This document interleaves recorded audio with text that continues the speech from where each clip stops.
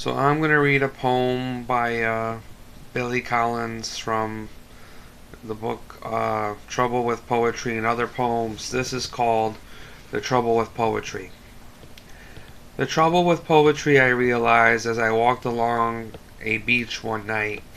Cold Florida sand under my bare feet. A show of stars in the sky. The trouble with poetry is that it encourages the writing of more poetry.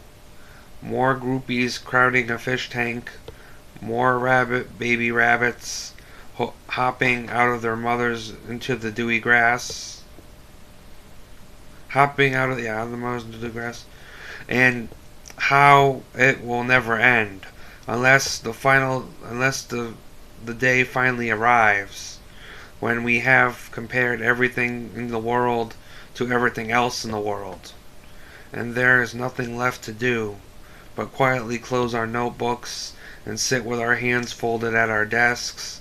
Poetry fills me with joy. I raise like a feather to the wind. Poetry fills me with sorrow. I sink like a chain flung from the bridge. But mostly poetry fills me with the urge to write poetry. To sit in the dark and wait for a little flame to appear with the tip of my pencil. And along with that, the longing of steel to break into the poems of the others with a flashlight and a ski mask. And what an unmerry band of thieves we are. Cut pursues common shoplifters. I thought to myself as a wave swirled around my feet and the lighthouse moved its megaphone over the sea, which is an image of I solely direct from Lawrence Fergalite.